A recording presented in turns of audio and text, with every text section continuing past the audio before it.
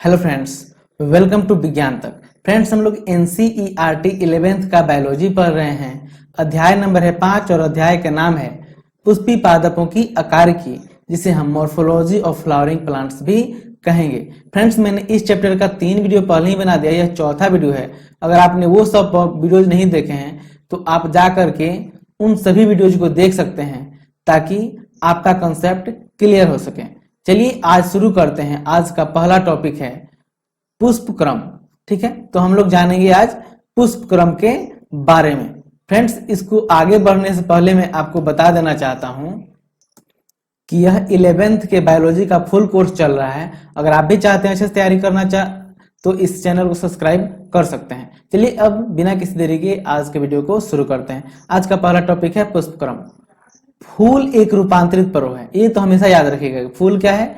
एक रूपांतरित परो है, जहां पर परोह का शीर्ष मेरिस्टेम पुष्पी मेरिस्टेम में परिवर्तित हो जाता है। यानी जो परोह का शीर्ष होता है वो क्या होता है?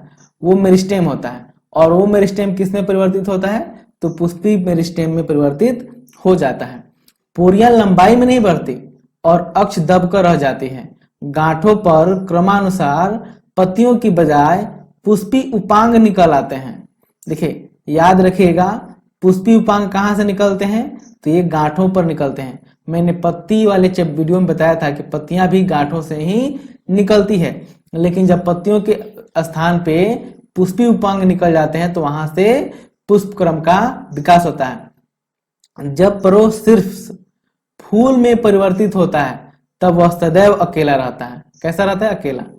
पुष्पी अक्ष पर फूलों के लगने के क्रम को पुष्प क्रम कहते हैं। ये याद रखिएगा, पुष्पी अक्ष पर फूलों के लगने के क्रम को पुष्प क्रम कहते हैं। शीर्ष का फूल में परिवर्तित होना अथवा सतत रूप से वृद्धि करने के आधार पर पुष्प को 2 प्रकार के से बांटा जाता है, असीमाक्षी तथा स्वसीमाक्षी। किस आधार पर बांटते हैं? तो इसको हम लोग बांटते हैं वृद्धि के आधार पर और पुष्प क्रम के लगने के आधार पर। और 2 कौन सा है? एक है असीमाक्षी और दूसरा है स्वसीमाक्षी। सबसे पहले हम लोग जानते हैं असीमाक्षी के बारे में। असीमाक्षी प्रकार के पुष्प क्रम में प्रमुख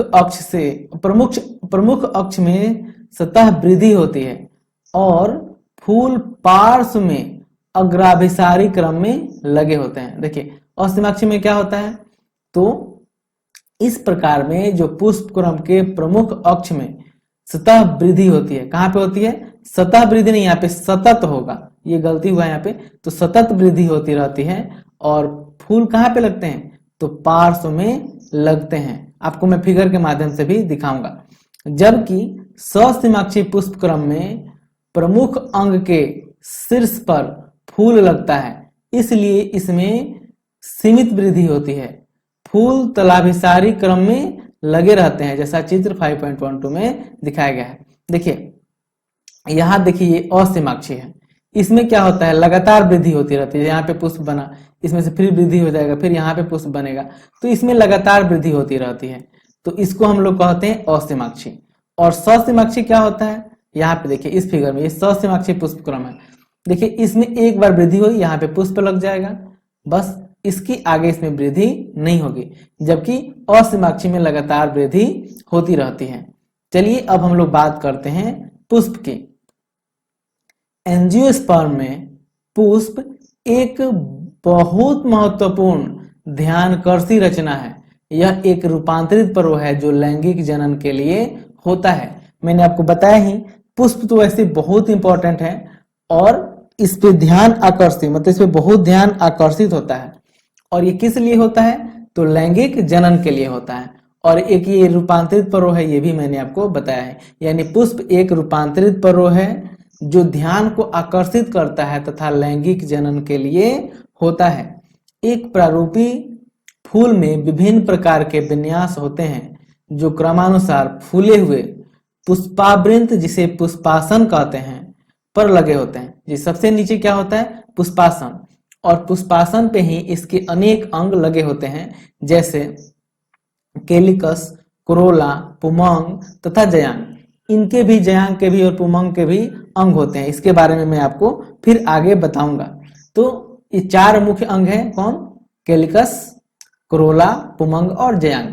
आप हमेशा याद रखिएगा कि पुष्प के मुख्य अंग कौन कौन से हैं, तो ये हैं कैलिकस, कोरोला, पुमंग और जयांग। फिर पुमंग और जयांग के बारे में आपको बताता हूं।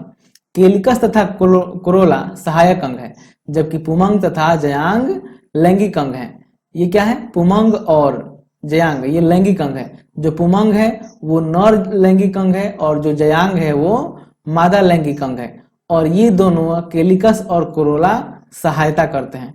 कैसे सहायता करते हैं वो भी मैं आपको बताऊंगा, बस देखते जाइए वीडियो को।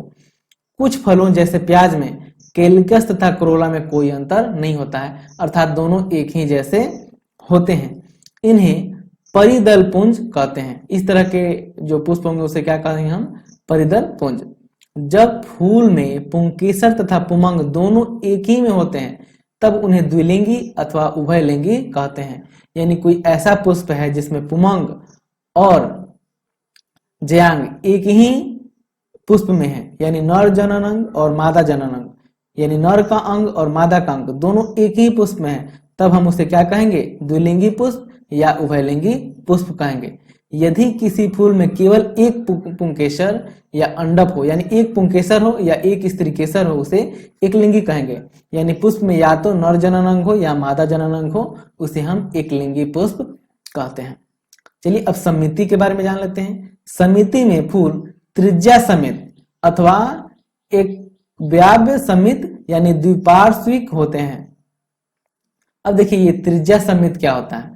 जब किसी फूल को दो बराबर भागों में विभक्त किया जा सके उसे त्रिज्या समिति कहते हैं। जैसे सरसों है, धतूरा है, मिर्च है, इसके पुष्प को दो बराबर भागों में बांटा जा सकता है, इसलिए इस तरह के पुष्प को हम कहेंगे कि वह पुष्प त्रिज्या समित है।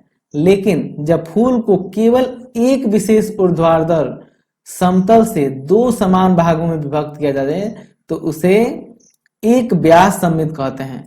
यानी एक पुष्प को बिल्कुल एक ही बार केवल ऐसे, मतलब इस तरह से बीच से काटा जा सके केवल एक बार, तो उसे हम कहते हैं क्या, द्विपार्श्विक या द्विपार्श्व समित भी उसे कहते हैं।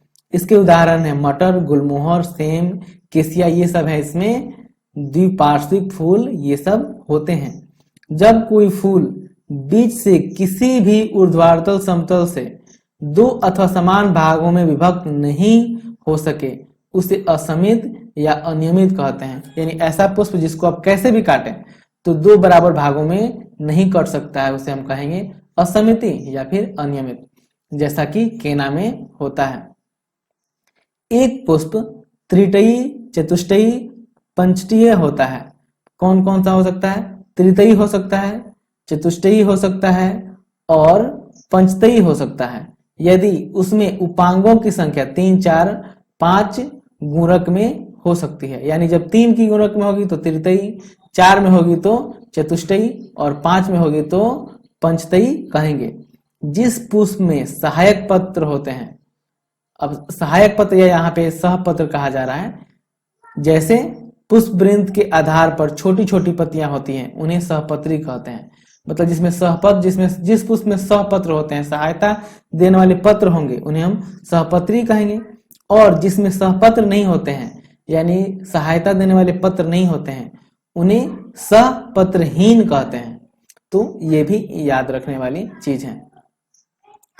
पुष्प वृंत पर कैलिकस, कोरोला, पुमंग तथा अंडाशय की सापेक्ष स्थिति के आधार पर पुष्प को अधोजयांतता, परिजयांतता तथा अधिजयांतता में बांटा जाता है।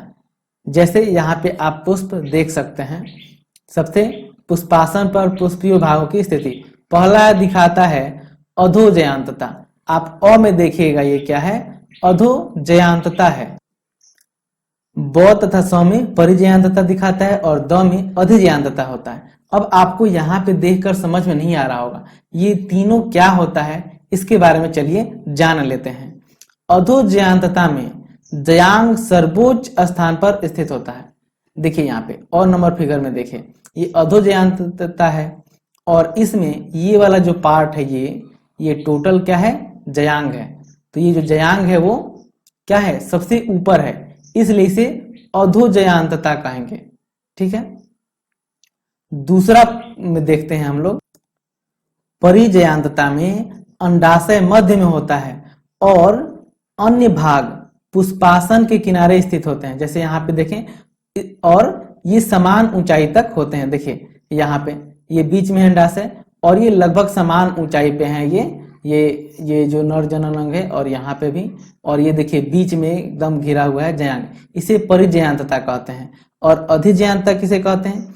अधिजयांतता में पुष्पासन के किनारे ऊपर की ओर वृद्धि करते हैं तथा वे अंडाशय को पूरी तरह से घेर लेते हैं, इसे संलग्न भी हो जाते हैं। देखिए यहाँ पे देखिए ये क्या है, ये जयांग है, ये वाला पूरा पार्ट, और इसको चारों तरफ से ये घेर लिया जा रहा है, इसलिए ये क्या है, ये है अधिजयांतता। इसको देखिए पूरा अंडाशय को चारों तरफ से घेर लिया गया, इसीलिए है ये अधिजयांतता है। अब पुष्प के भाग कैसे होते हैं, जो आपको नहीं समझ में आया होगा कि किसको हम नर जनन अंग कर रहे हैं, किसको मादा जनन अंग, केलिकस क्या होता है, कोरोला क्या होता है, तो पुष्प के भाग में पूरा डिटेल में मैं आपको अगले वीडियो में बताऊंगा। यह वीडियो आपको कैसा लगा है कमेंट करके जरूर बताइएगा। अच्छा लगा है तो लाइक कीजिएगा, खराब लगा है तो डिसलाइक कीजिएगा। यह वीडियो देखने के लिए आपका बहुत बहुत धन्यवाद। बाय।